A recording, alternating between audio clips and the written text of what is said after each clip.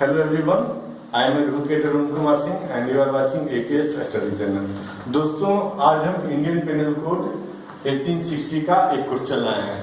Question है ए and B दो व्यक्ति हैं, commit the murder of C और उसने सी का मर्डर किया है, but there was no pre arrange plan between them, लेकिन उन दोनों के बीच मर्डर करने से पहले, अपराध करने से पहले मीटिंग नहीं हुआ आपस में।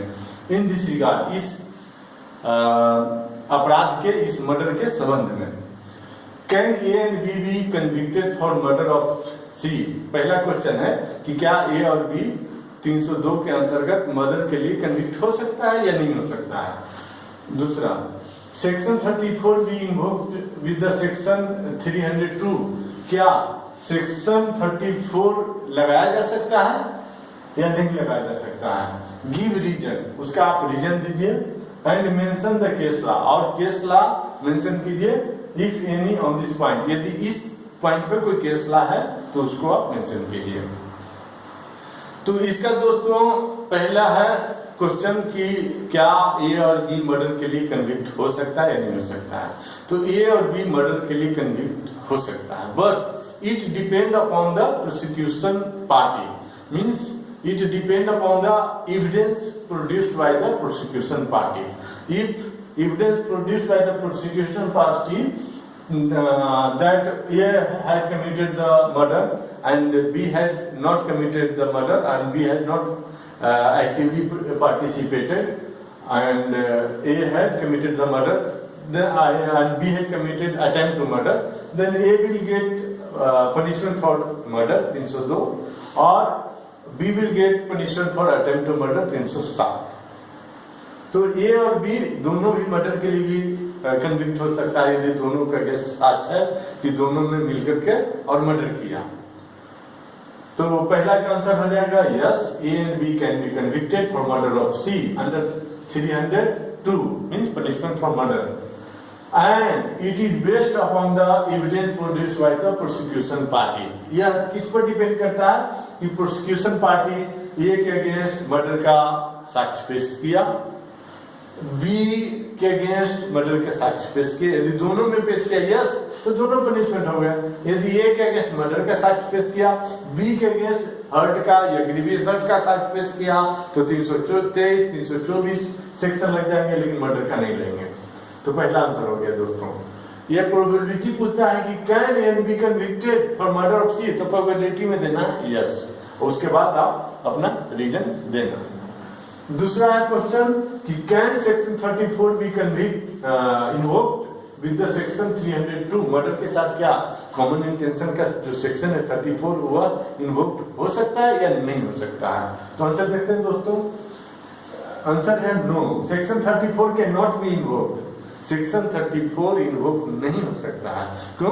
क्योंकि सेक्शन 34 इन्वोक होने के लिए अपराध करने से पहले मीटिंग का होना जरूरी है, प्री अरेंज प्लान का होना जरूरी है, प्री मीटिंग ऑफ माइंड का होना जरूरी है। यहाँ पर क्वेश्चन में बोल रहा है कि there was no pre arrange plan between them in this regard, तो यहाँ सेक्शन 34 इन्वोक नहीं होगा, सेक्शन 34 नहीं लगेगा।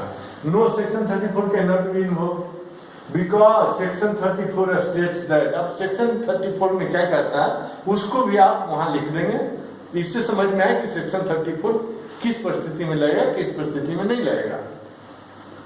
Section 34 states that when criminal act is done, यहाँ पर मर्डर है तो murder is done by several person भी more than one person, means कम से कम दो व्यक्ति होना चाहिए। In furtherance of common intention means एक समान आशय के मीन्स अग्रसर होकर के एक सामान्य आशय के लिए, फॉर ऑफ ऑल, सभी जितने भी व्यक्ति मीटिंग कर रहे हैं उस सभी का एक कॉमन इंटेंशन फॉर्म होना चाहिए और उसके तहत मीटिंग होना चाहिए पहले,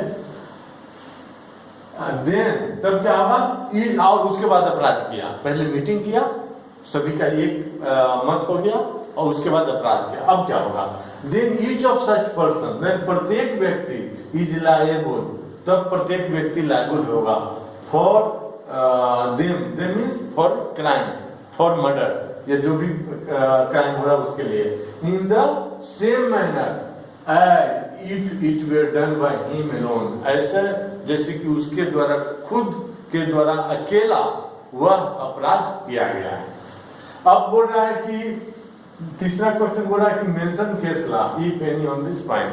तो आपको कोई हाई कोर्ट या कोई सुप्रीम कोर्ट का एक जजमेंट लिख देना है और वो जजमेंट इस केस से मिलता जुलता होना चाहिए कि ए बी तो मर्डर किया था, ये भी प्रूफ हो गया, लेकिन ये भी प्रूफ हो गया कि वो दोनों पहले मीटिंग नहीं किया था, अचानक सिचुएशन क्रिएट हुआ और ये और बी मिल करके सी का मर्डर कर दिया, तो प्री अरेंज प्लान नहीं हुआ, तो वहां पर केस लगे कि नहीं। तो उस तरह का एक केस है Pandurang versus state of Hyderabad 1955 supreme court का केस है।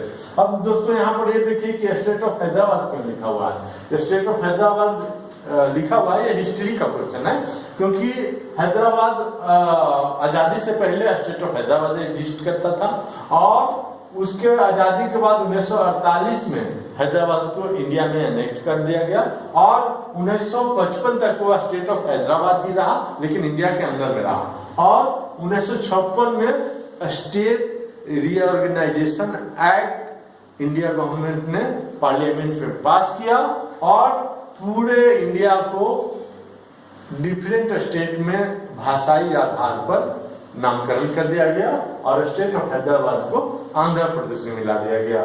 तो अब यह स्टेट ऑफ हैदराबाद एग्जिस्ट नहीं करता है, अब तो हो गया तेलंगाना। आंध्र प्रदेश में 2 भाग बट गया, अब तेलंगाना हो गया, लेकिन उस समय था, क्योंकि 56 में नहीं था, 48 से 55 तक इंडिया में था, उसका नाम था स्टेट ऑफ हैदराबाद। तो कैसे पंडुरंग एक व्यक्ति का नाम है, वैसे स्टेट ऑफ हैदराबाद इस पंडुरंग ने अपील किया सुप्रीम कोर्ट में। सुप्रीम कोर्ट है जो अपील करेगा उसका पहले नाम रहेगा।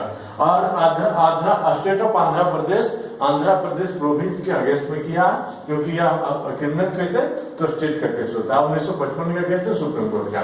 तो सुप्रीम कोर्ट सिमिलर केस था, ये 2 व्यक्ति मदद किया था, लेकिन उन दोनों के बीच का कोई पहले मीटिंग नहीं हुआ था, ये साबित हो गया था। तो सुप्रीम कोर्ट इस केस में कहा कि supreme court ordered that for application of section 34 there must be pre-arranged plan between the offender।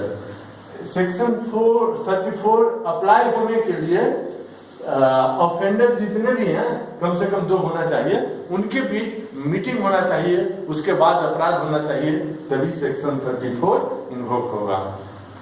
Thank you दोस्तों, आज के लिए इतना ही और हम आगे वीडियो बनाते रहेंगे और आगे अच्छा मेहनत करते रहेंगे। इसके लिए प्लीज आप इस चैनल को लाइक, शेयर और सब्सक्राइब करें ताकि अधिक से अधिक आपके लिए वीडियो ला सकें। Thank you.